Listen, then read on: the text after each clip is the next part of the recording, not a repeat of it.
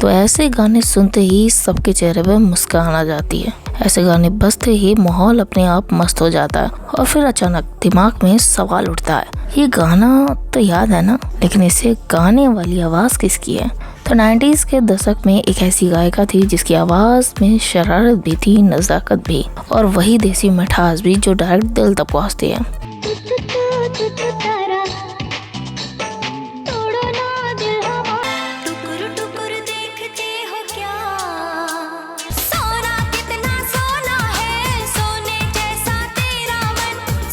इन गानों की चुलबुली जान जिस आवाज से आई वो कोई और नहीं, प्लेबैक सिंगर पूर्णिमा है। लेकिन सवाल ये है, इतने हिट गाने, इतनी पहचान, फिर भी आज ये नाम इतना अनसुना क्यों है? तो आज की कहानी एक बेहद टैलेंटेड मगर अंडररेटेड गायिका की, जिसे हमने सुना बहुत लेकिन जाना बहुत कम। तो पूर्णिमा जी का असली नाम था सुषमा श्रेष्ठ। इनका जन्म 6 सितंबर 1960 को मुंबई में हुआ, एक ऐसे परिवार में जहाँ संगीत सांसों की तरह बहता था।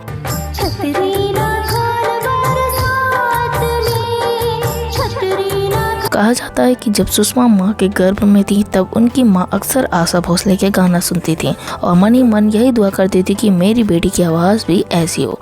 शायद यही वजह थी कि बचपन से ही सुषमा की गायकी में आशा जी की झलक दिखने लगी।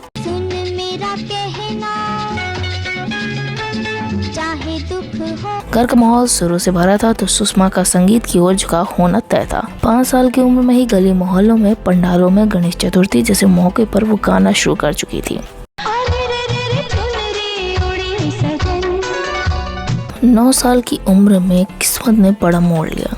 1969 में फिल्म अंदाज के लिए उन्होंने अपना पहला गाना रिकॉर्ड किया मोहम्मद रफ़ी और सुमन कल्याणपुर के साथ। रिकॉर्डिंग के बाद रफ़ी साहब ने खुश होकर उन्हें 1 रुपए का इनाम दिया, जो सुषमा के लिए किसी ट्रॉफी से कम नहीं था। साल 1971 में सुषमा सिर्फ 11 साल की थी जब उनके पिता का अचानक देहांत हो गया। लेकिन हालात चाहे जैसे भी हो, एक कलाकार का इम्तिहान मंच पर होता है। पिता के गुजरने के ठीक अगले दिन सुषमा ने एक लाइव शो किया। आंखों में आंसू थे लेकिन आवाज में कोई कपकपी नहीं।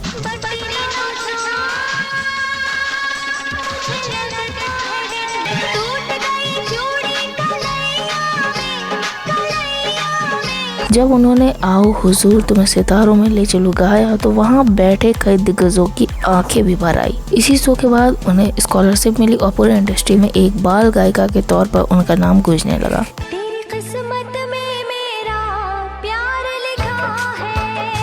70s के दशक में सुषमा श्रेष्ठ ने कल्याण जी, आनंद जी, R.D. बर्मन और रवींद्र जैन जैसे दिग्गजों के साथ एक से बढ़कर एक यादगार गाने गाए।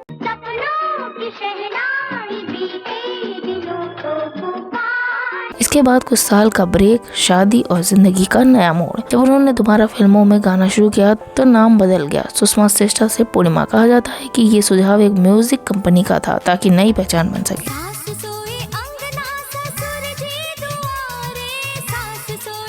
1992 में फिल्म बोल राधा बोल का गाना ब्लॉकबस्टर बन गया।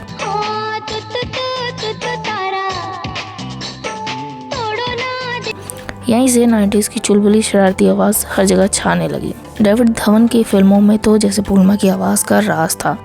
कुली नंबर 1, जुड़वा, हीरो नंबर 1, पीवी नंबर 1। करिश्मा कपूर की स्क्रीन पर्सनालिटी को अगर आवाज मिली तो वो अक्सर पूर्णिमा की ही थी।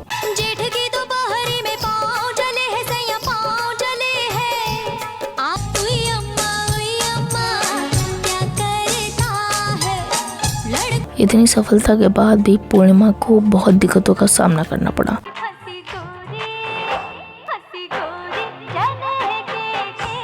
कुछ गानों को लेकर उन पर अश्लीलता के आरोप लगे, हालांकि वो सिर्फ निर्देशकों की मांग निभा रही थी। इसके अलावा 90s का ग्रुपिज्म, तगड़ा कंपटीशन और इंडस्ट्री पॉलिटिक्स, इन सब का असर भी पड़ा। नतीजा ये हुआ कि इतनी शानदार आवाज होने के बावजूद उन्हें वो मुकाम नहीं मिल सका जो दूसरे गायकों को मिलता है। आज पूर्णिमा देश विदेश में स्टेज शो करती हैं। उनकी आवाज का जादू अब भी कायम है। उनका बेटा निशाद चंद्रा भी संगीत से जुड़ा हुआ है। 63 साल की उम्र में भी वो सुरों की साधना में लगी हुई हैं। इतने हिट गाने, इतना लंबा सफर, फिर भी इतनी कम जानकारी, आखिर क्यों? क्या हमने आवाजों को तो याद रखा लेकिन कलाकारों को भुला दिया? आपको पूर्णिमा का कौन सा गाना सबसे ज्यादा पसंद आया? कमेंट बॉक्स में जरूर बताइएगा।